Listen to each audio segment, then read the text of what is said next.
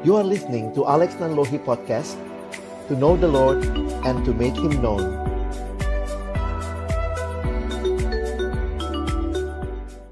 Kembali kita berdoa. Kami datang dalam ucapan syukur karena Tuhan masih berikan kekuatan bagi kami. Engkau yang mengenal setiap kami, hati kami, hidup kami di hadapan-Mu. Dan berdoa bagi sesi ini, Tuhan yang kiranya sekali lagi menyapa setiap kami dengan kebenaran firman-Mu. Pakai hamba-Mu yang terbatas, menyampaikan firman-Mu yang sungguh tidak terbatas. Dalam nama Yesus kami berdoa. Amin. Shalom teman-teman, selamat sore. Semoga masih segar semua ya. Yuk, kalau tidak kucek-kucek sedikit matanya, natap layar memang capek banget gitu ya. Tapi Kak Alex harap, Koko harap ini jadi kesempatan kita kembali boleh disegarkan. Epic Community, kita akan bicara My heart is for you and for him. Ya, apa sih kaitannya hati kita? Memang masalah banyak orang itu masalahnya di hati ya. Makanya ada kalimat sebenarnya dalam bahasa Inggris menarik sekali. What is the heart of the problem? The heart of the problem is the problem of the heart. Masalah utamanya adalah hati kita. Koko tadi waktu dengar Ko Andrian berdoa, jadi ingat ya. Ini juga yang saya pakai membuka sesi ini untuk mengajak kita melihat apa sih gereja itu. Lihat gambarnya yang Koko pilih ya. Yang menyedihkan sebenarnya tanpa sadar gereja atau orang-orang yang datang ke gereja, ya, termasuk kita juga ya. Ayo evaluasi hidup kita. Sometimes kita berpikir ke gereja itu seperti lagi belanja ke supermarket. Sehingga selalu yang kita pikirkan, apa yang saya dapat? Jadi kalau bicara gereja kan sebenarnya gereja bukanlah gedungnya, tapi orangnya. Dan waktu kita datang ke gereja, kita bergereja, walaupun dalam online seperti ini, kita ikut korem, selalu yang terpikirkan adalah, saya dapat apa? Saya dapat apa? Nah, ini memang semangat generasi ini, atau bukan hanya generasi ini, tapi ini semangat spirit zaman yang justru masuk ke gereja. Ini yang sedih ya. Harusnya kan gereja yang memberi warna kepada dunia, tetapi spirit zaman, spirit dunia ini masuk tuh ke dalam gereja. Sehingga banyak kali orang datang ke gereja, orang bergereja, selalu berpikirnya seperti consumer. Consumer, jadi selalu bayangannya adalah, gue dapat apa nih? Gue dapat apa nih? Makanya tadi yang Koko juga cerita di sesi yang sebelumnya, kita itu lebih sibuk cari teman ketimbang menjadi teman. Ya. Sehingga, we are spiritual contributors. Sebenarnya ini tugas tanggung jawab kita. We are spiritual contributors, not just spiritual consumers. Jadi kadang-kadang yang kita terjadi di banyak gereja, orang tuh kalau ke gereja tanpa sadar kayak perampok ya. Gue dapat apa? Gue dapat apa ya? Ada satu karung besar, ambil ini, apalagi yang saya dapat, apa yang saya dapat. Jarang sekali berpikir apa yang saya berikan.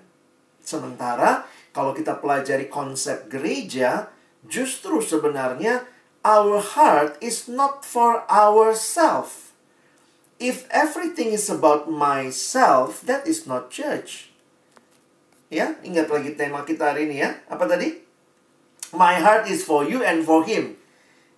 Jadi my-nya itu cuman I have a heart, and my heart is not only for me, but it's for you and for him.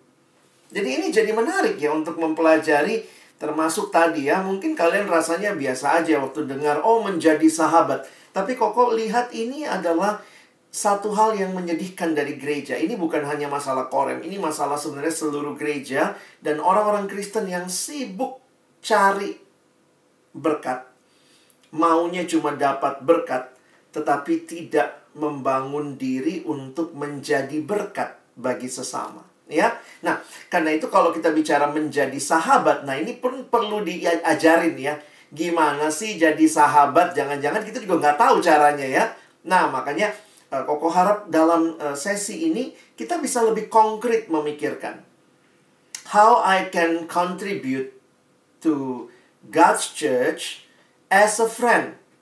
Nah, kita lihat 2 nasihat dalam kitab Amsal. Ya, ini tema kalian. Amsal 17 ayat 17. A friend loves at all times, and a brother is born for a time of adversity. Nah, ini terjemahannya. Seorang sahabat menaruh kasih. Nah, kapan itu? Setiap waktu. Jadi bukan sewaktu-waktu. Setiap waktu. Dan menjadi saudara dalam kesukaran. Sekali lagi, kalau memang kita lagi punya pergumulan, itu nggak mudah. Kalau kita lagi penuh dengan berkat, mungkin banyak orang yang nempel sama kita. Because they also can get something from us. Karena itu sekali lagi yang Koko bilang, semangat zaman ini. Tetapi, sebenarnya persahabatan teruji ketika ada masalah, ada pergumulan, ada kesukaran. Masihkah kita ada bagi sesama kita? Tuhan Yesus sudah kasih contoh teladan yang luar biasa. Dan kita diminta untuk boleh meneladani dia. Jadi, yang pertama yang harusnya muncul adalah kasih ini. Ya, sahabat itu kasih. Makanya ada yang bilang sebenarnya bahasa Indonesia itu dari semua bahasa paling gampang menjelaskan kasih. Gimana? Apa itu kasih? Nah, misalnya saya punya sesuatu. Apa itu kasih? Kasih, ya kasih. Love is giving. Love is not taking. If love is taking, that is not love. That is rampoking. Ya. Kalau kasih itu adalah ya emang ngasih. Love is giving. Jadi sebenarnya kalau kita membangun diri dalam kasih, kita nggak akan self-centered. Tapi kita akan God-centered and other-centered. Makanya ada kalimat yang bilang, what is the real joy? How do you spell joy? J-O-Y. J, Jesus first. O, others second. Y, yourself last. Jadi kita bisa menempatkan Tuhan yang paling utama. That is the real joy. Jadi kalau kita bicara tentang kasih, nah kita mesti melatih diri ya. Dan kita berdoa di dalam anugerah Tuhan. Karena kasih itu buah roh.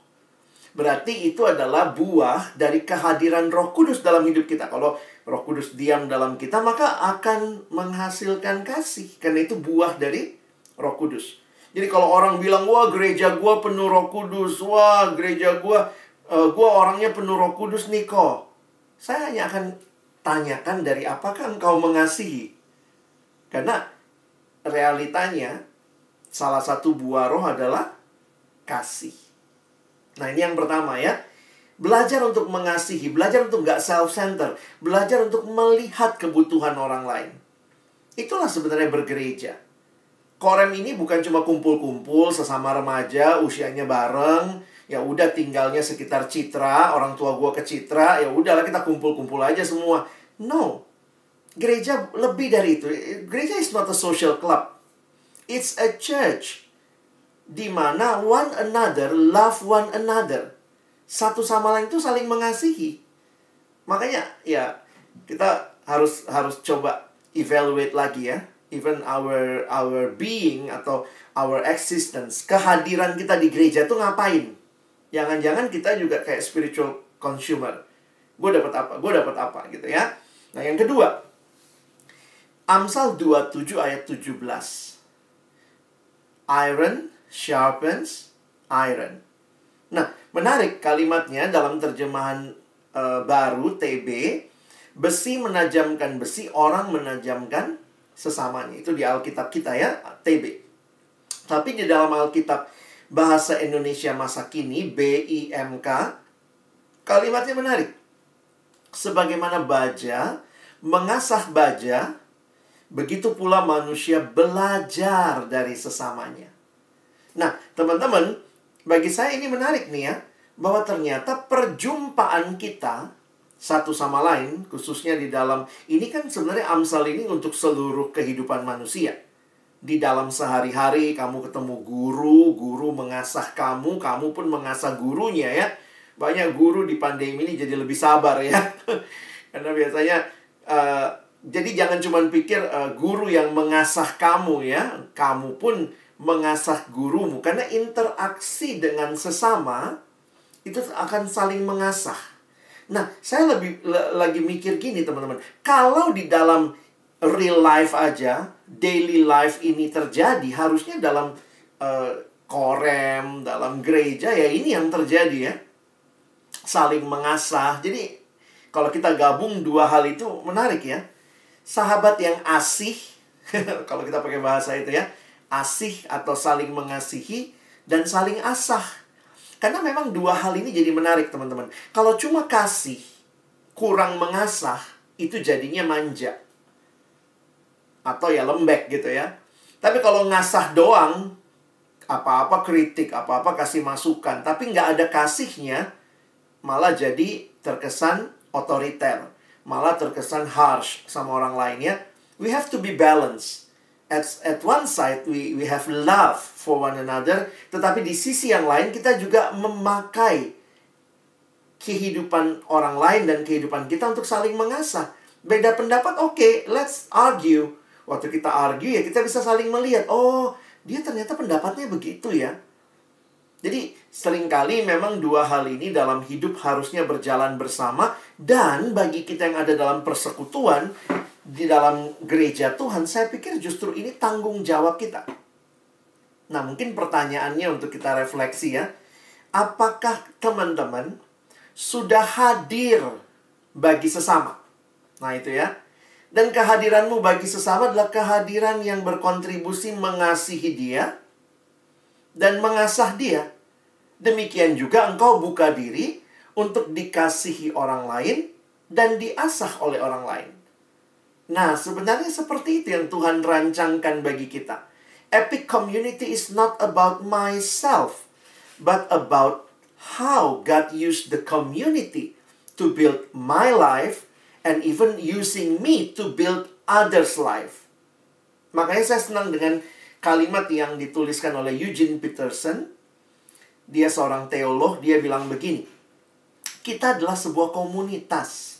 Kita tidak pernah hidup sendiri dan bagi diri sendiri. Kita dilahirkan di dalam komunitas. Kita tinggal di dalam komunitas. Kita meninggal di dalam komunitas. Natur manusia bukanlah hidup menyendiri. Nah, jadi teman-teman, ini sebenarnya kalau kita lihat lagi jauh ke belakang, ini adalah rancangannya siapa? Gereja itu rancangannya siapa sih? Ya rancangannya Allah sendiri.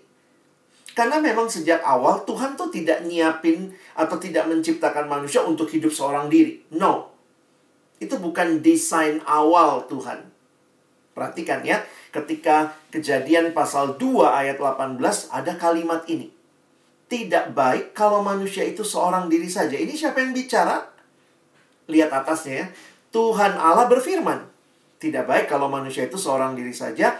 Aku akan menjadikan penolong baginya yang sepadan dengan dia. Jadi bayangkan, teman-teman, ketika Allah ciptakan awalnya itu ya, dikatakan baik, baik, baik, baik, sungguh amat baik. Tiba-tiba pertama kali di Alkitab kita muncul kata tidak baik. Ketika dikatakan tidak baik kalau manusia itu seorang diri saja. Jadi Tuhan sudah punya planning. Tuhan merancang. Allah sendiri yang menghendaki manusia untuk saling mengasihi. Itu bukan sesuatu yang ditambahkan kemudian. Tidak. Tapi itu ada dalam desain awal Allah ciptakan kita. Karena itu seorang pendeta bernama John Stott menuliskan kalimat ini. Sebagaimana ikan dibuat untuk air, umat manusia dibuat untuk kasih, untuk mengasihi Allah dan mengasihi sesama kita. Jadi, teman-teman, kalau kita sekarang ini menghidupi itu, ya paling tidak di dalam korem, kita sekarang kan ada breakout room, nanti ada kelompok-kelompok. Kita beberapa hari ini punya teman yang lebih dekat lah. Kita bisa dengar ceritanya, kita bisa dukung dia dalam doa. Kita nanti bisa selesai camp ini, harapan Koko juga teman-teman tetap jadi sahabat. Mungkin ya seminggu sekali bisa kontak, bisa saling mendukung, bisa tanya kabar. Jadi sebenarnya itu bukan sesuatu yang aneh. Justru yang aneh adalah kalau orang Kristen ngumpul tapi semua sibuk sama gadget masing-masing. Akhirnya nggak ngobrol, tidak saling memperhatikan, tidak saling peduli. Nah itu yang kadang-kadang sedih ya. Kalau datang acara kebaktian, ya semua juga ya memang mesti diem ya, mesti tenang dalam ibadah. Tapi kadang-kadang selesai ibadah pun, sudah acara Ramatama, semua sibuk sama gadget masing-masing. Semua sibuk dengan urusannya masing-masing. Atau ya udah selesai kebaktian, ya udahlah, udah dijemput papa mama, ya pulanglah. Ya udah. That's all. Padahal kalau kita lihat, Tuhan sendiri menghendaki ada kesatuan, dan kesatuan yang berfungsi dengan baik. Teman-teman waktu perhatikan di Alkitab, nanti kalau kalian coba cek ya, salah satu kata yang menarik dalam relasi yang muncul di sepanjang Alkitab, itu kalau bahasa Indonesia pakai istilah saling, ya. Kalau bahasa Inggris pakai istilah one another. Jadi, waktu Koko pelajari tentang one another, that is how the church should work. What is a church? A church is one another with God at the center. Jadi sebenarnya Tuhan hadir, dan ketika Tuhan hadir, kita tuh ketersalingan. Mungkin kalau bahasa Indonesia gimana ngomongnya? Ketersalingan, one anothering. Coba kita lihat ya, ini beberapa daftar yang Koko lagi perhatiin. Nah ini coba kita cek lagi nih, ini udah terjadi belum ya di antara kita? Be devoted and give preference to one another. Ya ini Koko campur-campur bahasanya ya. Nanti lihat ayat-ayatnya, menerima satu dengan yang lain. Jadi kalau kita membeda-bedakan, dia bukan dari sekolah gua, udah malas gua ngomong sama dia. Nah itu sebenarnya, that is not what the church should be. Care for one another. Tentu kalau kelompoknya terlalu besar agak susah. Makanya biasanya ada kelompok-kelompok yang lebih kecil. Tetapi kita berharap dalam kelompok itu jangan cuma diem gitu ya. We have to care for one another.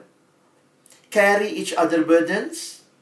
Saling mengampuni. Waduh, ini bukan cuma sulit ya. Bahasa Indonesianya sulit, bahasa Inggrisnya ya.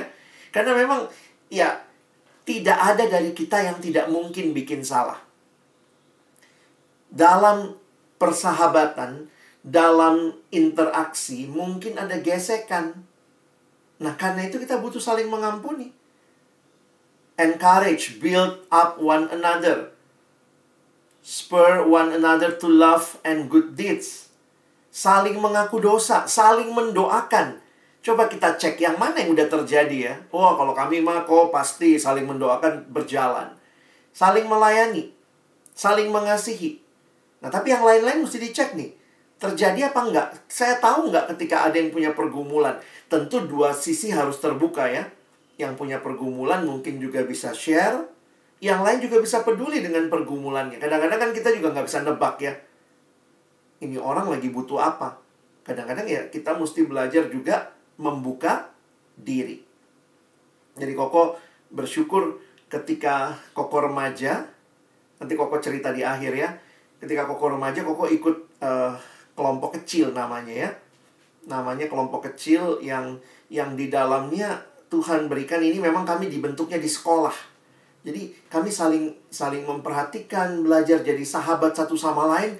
Dan itu persahabatannya sampai hari ini. Ya. Dari tahun 89 sampai hari ini. Tuhan masih berikan kami jadi sahabat satu sama lain. Kalau ada yang punya pergumulan, bisa share satu sama lain. Nah, mungkin kalian bilang, waduh kok, ini mah susah banget kok. Aduh, sebenarnya ini mungkin karena Tuhan sudah kasih teladan sama kita. Sebenarnya kalau lihat lebih jauh ya, kalian rasa ini kurang ya? Nih, Koko tambahin lagi nih. Silahkan, nanti bisa cek ayat-ayatnya. This is what the church should be. Kerinduan Koko menjadi epic itu bukan cuma sekedar bikin camp ya. Habis camp selesai, wah kita epic, foto di mana-mana, masuk majelis, dapat laporan, wah berjalan camp remaja. What is a church? Korem itu apa? Kiranya terjadi nih, ya, one anothering, yang di dalamnya kita belajar tuh, kita usahakan ya. Mungkin kalau susah dalam kelompok besar, makanya kita bagi-bagi kelompok kecil. Kalian pakai nama-nama sepatu hari ini gitu ya. Yuk, kita belajar saling memperhatikan. Mulai dari apa? Mulai dari hal yang kecil, mendoakan. Mungkin nanti dari situ kita bisa lihat lagi lebih jauh. Ya. Koko tadi cerita dalam kelompok waktu kami masih SMA tuh, jadi ketika ada yang punya kesusahan, saya ingat ada yang mungkin juga waktu itu mungkin punya kebutuhan keuangan. Ya kita sebagai teman ya, kita juga uangnya nggak banyak-banyak amat gitu ya. Tapi ketika kita kumpul-kumpul, ternyata itu menjadi satu hal yang berguna buat teman kita gitu ya. Nah, jadi inilah yang Tuhan sedang rindukan engkau dan saya alami, teman-teman. My heart is for you and for him. Bagi Allah, bagi sesama. Nah, kita lihat lagi. Ini yang terakhir kali ya, Koko coba kasih pengertian sebuah ayat yang sangat berkesan waktu Koko SMA. SMA 2 mungkin ya, kelas 2 saya dapat ayat ini, saya baru ngeh, widih, ada ayat kayak gini teman-teman ya. Coba, biasanya kita paling hafal ayat di Alkitab di mana? Yohanes 3 ayat 16. Wah, itu semua hafal mati kali ya. Udah mati pun masih hafal maksudnya gitu ya. Udah ngelotok banget ya. Yohanes 3 ayat 16. Tetapi berapa banyak yang pernah hafal 1 Yohanes 3 ayat 16? Wah, ini menarik ya. Nah, coba lihat. Kalau bicara kesatuan, bicara kasih, bagi saya yang menarik, bukti bahwa kita mengasihi sesama itu ditulis di 1 Yohanes 3 ayat 16 sampai 18.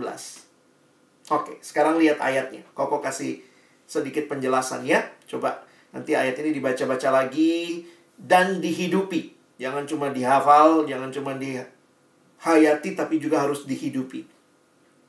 Perhatikan kalimatnya ayat 16. Demikianlah kita ketahui kasih Kristus, yaitu bahwa ia telah menyerahkan nyawanya untuk kita. Jadi, kita pun wajib menyerahkan nyawa kita untuk saudara-saudara kita. Teman-teman pertama kali lihat ayat 16, saya kaget gitu ya. Coba, lihat logikanya. Semua bisa mikirkan begini ya. Kalau Rasul Yohanes ngomong gini, demikianlah kita ketahui kasih Kristus, yaitu bahwa Kristus telah menyerahkan nyawanya buat kita. Nah, perhatikan. Kalau Kristus kasih nyawanya buat saya, lalu saya kasih nyawa saya buat Kristus, udah deh, impas kan, selesai. Tuhan kasih nyawanya buat saya kasih nyawa saya buat Kristus. Sudah, itulah hidup kerohanian kita. Tetapi ternyata tidak hanya itu. Perhatikan. Ia telah menyerahkan nyawanya untuk kita, jadi kita pun wajib menyerahkan nyawa kita untuk saudara-saudara kita. Saya kaget ada ayat kayak gini. Hah? Coba, kamu buka camp atau lihat campnya temenmu. Rela nggak kasih nyawa buat dia? Rela nggak kasih nyawa buat Ko Andrian? Mungkin kita pikir, nah kamu bisa datengin Ko Andrian, ada ayat bilang gini, Koko, kasih nyawa Koko buat saya, begitu ya. Ayatnya ngomong begitu kok. Kalau Kristus sudah mengasihi kita, kita wajib menyerahkan nyawa kita untuk saudara-saudara kita. Waktu saya perhatikan ini adalah sebuah dasar yang sangat penting bagi relasi kita. Berarti, Tuhan tidak hanya mau kasih itu di mulut. Ngomong kasih, tetapi benar-benar nyata dalam hidup. Nah, puji Tuhan ayatnya nggak berhenti di 16. Kalau ayatnya berhenti di 16, kita bisa datangin teman kita. Lu mati dong buat gua, ada ayatnya dong. Ya, Kristus udah nyerahin nyawa buat lu ya. Udah, kalau gitu lu kasih nyawa lu buat gua gitu ya. Puji Tuhan ayatnya dijelaskan di 17. Perhatikan. Barang siapa mempunyai harta duniawi dan melihat saudaranya menderita kekurangan, tetapi menutup pintu hatinya terhadap saudaranya itu, bagaimanakah kasih Allah dapat tetap di dalam dirinya? Nah, bisa teman-teman nyambung nggak? Yang mau diajak untuk kita sama-sama alami adalah, betul, nyawa itu adalah sesuatu yang harus kita berikan, tetapi kalau dia butuhnya makan, ya kasihnya makan gitu ya. Jangan, aduh gua lapar dong, butuh makan. Oh ini nyawa gua, nggak guna gitu ya. Ayat 16 seperti memberikan standar bahwa ketika engkau mengasihi sesama, beranikah engkau memberikan yang terbaik dalam dirimu, yaitu nyawamu, bagi sesama. Seperti Kristus sudah kasih nyawanya buat kita, kita pun wajib menyerahkan nyawa kita buat saudara-saudara kita. Tapi aplikasinya apa? Kan nggak, ya Tuhan kan nggak minta nyawamu sekarang ya. Saudaramu pun nggak minta nyawamu. Mungkin yang dia minta adalah waktumu untuk dengar cerita dia. Mungkin yang dia minta adalah perhatianmu. Mungkin juga ada yang tanda kutip sedang membutuhkan uluran tangan kita untuk pergumulan hidup yang dia lagi alami. Jadi, ayat 18 menyimpulkan dengan indah. Anak-anakku, marilah kita mengasihi bukan dengan perkataan atau dengan lidah, tetapi dengan perbuatan dan dalam kebenaran. Wow, tuh Koko ngerti ayat ini, Koko jadi sadar betul ya. Bahwa memang mengikut Yesus menjadi bagian yang tadi Tuhan Yesus juga udah bilang di sesi Koko sebelumnya ya. Kalau kamu mengasihi aku, kasihilah sesamamu. Dan dengan kasih yang seperti apa? Sebenarnya ayat ini cuma mau bilang kasih itu yang bertindak. Bukan cuma perkataan, bukan cuma dengan lidah, tapi dengan perbuatan. Teman-teman, kita bikin digital camp begini, harapan Koko ya bukan cuma sekali lagi ada logonya, ada virtual backgroundnya, tapi keberhasilan camp ini ketika engkau dan saya bisa mengaplikasikan kasih itu. Mulai dari mana? Mulai dari teman-teman kita di sini. Ya. Nah, Koko tutup dengan pertanyaan. Pertanyaan ini pernah ditanyakan kepada Santo Agustinus. Yang kalian lihat di kanan itu gambarnya Santo Agustinus. Satu waktu dia ditanya, bagaimana bentuk dan rupa kasih itu? Lalu Santo Agustinus menjawab, kasih memiliki tangan untuk menolong orang lain. Kasih memiliki kaki untuk menghampiri mereka yang miskin. Kasih memiliki mata untuk melihat kebutuhan-kebutuhan orang lain. Kasih memiliki telinga untuk mendengar rintihan mereka yang menderita. Demikianlah rupa kasih.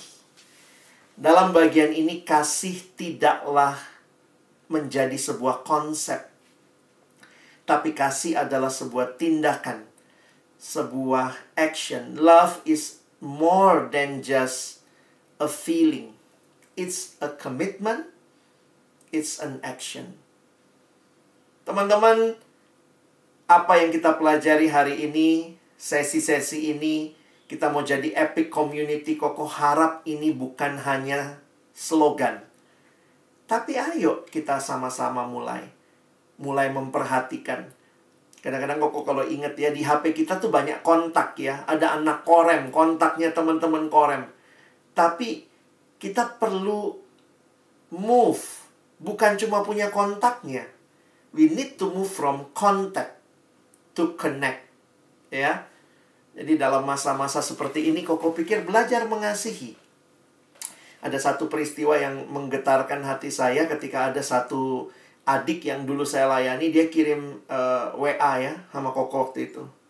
Ini masa-masa pandemi ini kan kita banyak yang kesepian mungkin ya, banyak yang nggak butuh perhatian, tapi ya nggak bisa bilang juga ya, karena kayaknya semua juga butuh. Makanya ya yuk saling mengasihi gitu ya.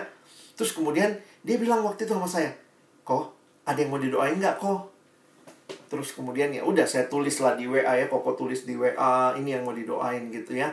Ya saya pikir ya puji Tuhan lah nanti ada yang mau doain ya. Terus saya kirim sama dia. Terus Koko kirim sama dia nggak. Terus Koko tunggu lama kok nggak ada respon, nggak ada oke kok saya doain kek. Tapi teman-teman, kira-kira setengah jam kemudian yang masuk ke saya adalah sebuah voice notes. Wah, dan di voice notes itu dia doain Koko. Wah, itu Koko terharu banget ya. Tiba-tiba di voice notes itu saya putarkan, dia bilang, "Mari Kok kita berdoa." Wah, lalu semua yang saya tadi ceritakan dia doain untuk saya. Itu bentuk perhatian yang sederhana, tapi ternyata Tuhan pakai untuk menguatkan saya.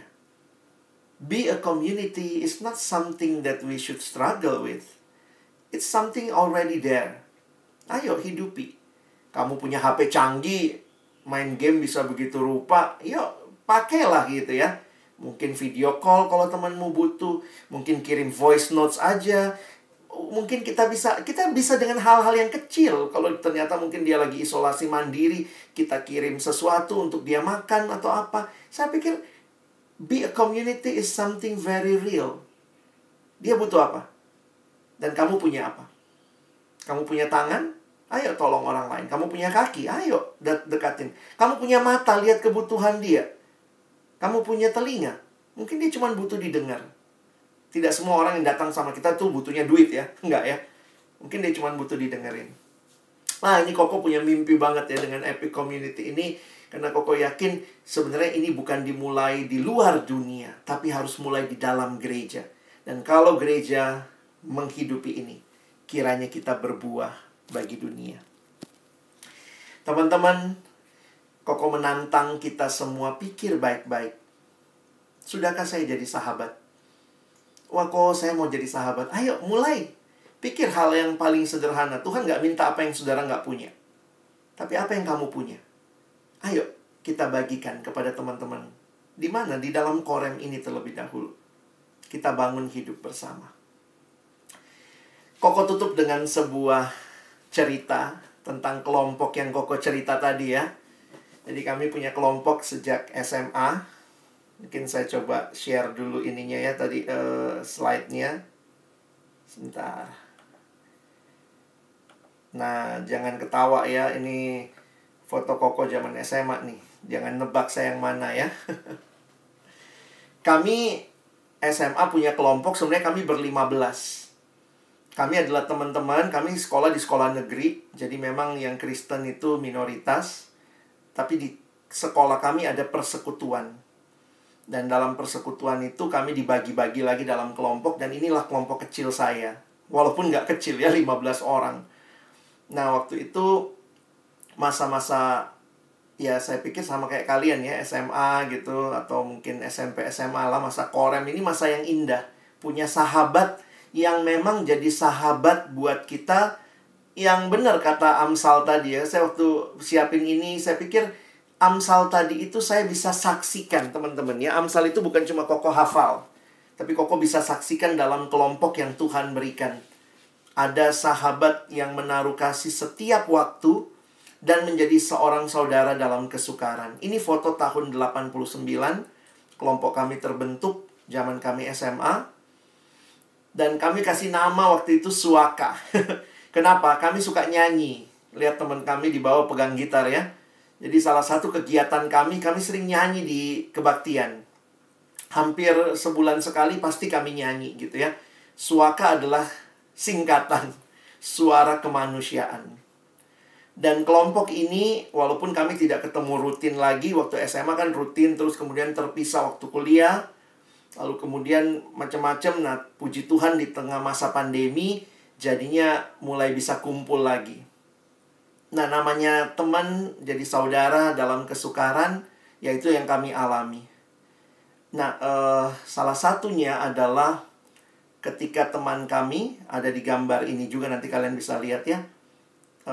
Dia menderita kanker sudah sejak mungkin 5 atau 6 tahun lalu. Dan dia bergumul dengan kanker. Dan akhirnya Tuhan panggil pulang tahun ini. Dan itu menjadi kesedihan yang mendalam buat kami, karena kami sudah seperti keluarga. Tapi ya disitulah kita melihat arti persahabatan yang sejati bukan waktu semuanya senang, tetapi bahkan di situasi yang sulit. Sebelum itu ya kita banyak doakan dia. Kalau kita karena ada KTB virtual ya, kelompok tumbuh bersama secara virtual, sebulan sekali kebaktian bersama, kami banyak doain dia. Nah, Koko ingin tutup dengan kesaksian ini untuk kita melihat bahwa mulailah bersahabat, jadilah sahabat. Itu menjadi sesuatu yang akan indah bagi hidupmu di sepanjang kehidupanmu. Ya, foto begini tinggal kenangan. Kami sudah banyak yang berkeluarga. Nah, tetapi kami reuni virtual teman-teman ya. Ketika teman kami meninggal, ketika itu ada kebaktian, lalu kami menyanyikan sebuah lagu. Teman-teman tahu lagunya judulnya Friend. Lagu Friend ini kami sudah nyanyi waktu kami SMA kelas tahun 89 ini. Tapi lagu ini makin berkesan dan membuat kami semua menangis ketika kami harus nyanyikan lagi tahun ini ketika teman kami meninggal. Kami baru ingat, jadi ternyata lagu ini ditulis oleh Michael W. Smith karena temannya meninggal. Dan akhirnya waktu kami nyanyikan lagi ketika teman kami meninggal, kalian perhatikan kata-katanya. Friends are friends forever if the Lord of them. Mari kita lihat lagu ini, dan nanti sesudah itu kita akan berdoa.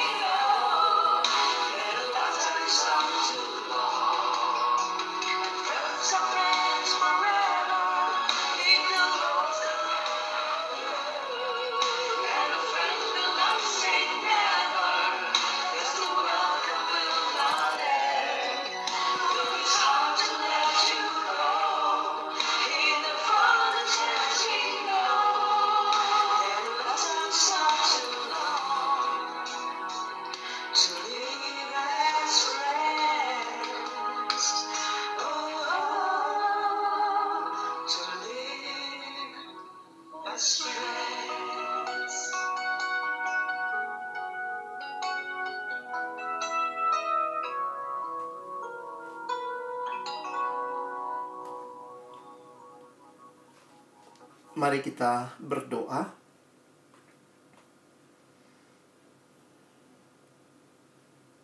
Sebelumnya Koko ingin menantang kita semua yang hari ini sudah ikut sesi-sesi yang penting, sudah dengar firman Tuhan, sudah dengar kesaksian.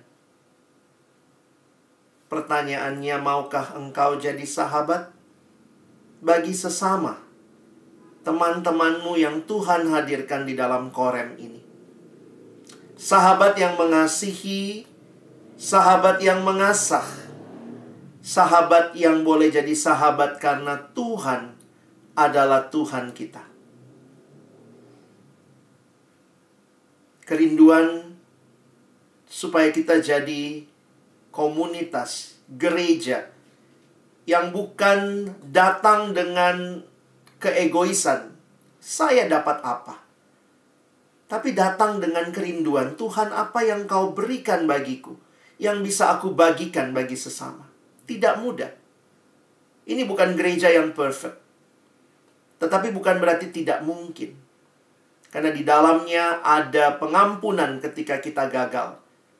Ada kesempatan kedua ketika kita mungkin merusak kepercayaan. Maukah teman-teman menjadi sahabat bagi sesama?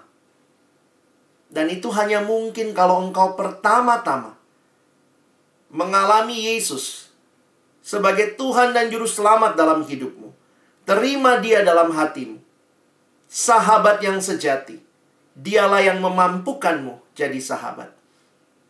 Karena itu sore hari ini, izinkan Koko sebagai hamba Tuhan memberikan penantangan ini bagi saudara. Adakah yang berkata, Tuhan Yesus, saya mau buka hatiku. Terima engkau dalam hidupku sebagai sahabatku satu-satunya.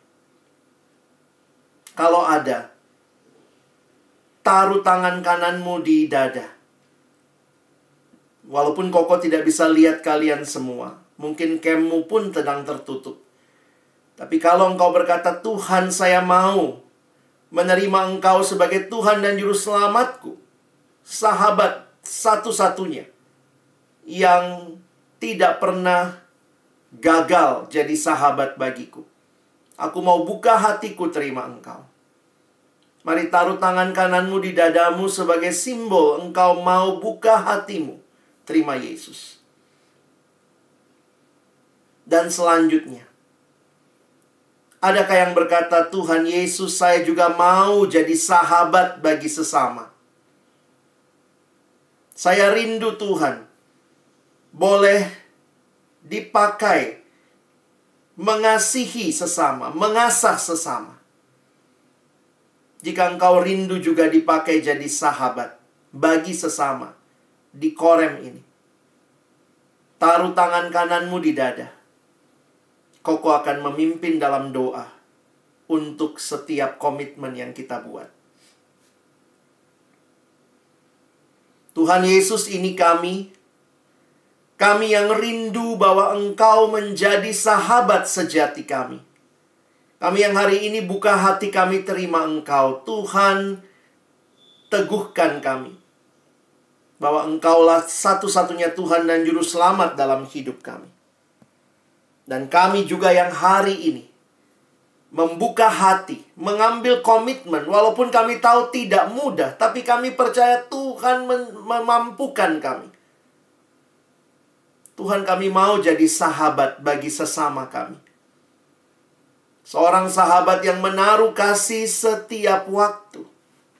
Menjadi seorang saudara dalam kesukaran. Tuhan, mampukan aku. Kiranya komitmen kami ini, Tuhan, berkenan di hadapan-Mu. Sehingga digital camp ini bukan semata-mata acara tanpa makna. Epic community terjadi karena setiap kami boleh mengenal siapa sahabat sejati kami, Yesus Kristus. Dan kami pun pergi menjadi sahabat mulai dari Korem ini, Tuhan. Dengarlah seluruh komitmen tekad yang kami buat, dengan tangan yang kami taruh di dada kami sebagai simbol penyerahan diri kami kepada Tuhan. Tuhan mampukan kami bukan hanya jadi pendengar firman, tapi jadi pelaku-pelaku firman. Sekali lagi kami bersyukur, kami berterima kasih. Dengarlah seru dan doa kami, tekad kami. Dalam nama Tuhan Yesus Kristus, kami sudah berdoa, kami bersyukur. Amin.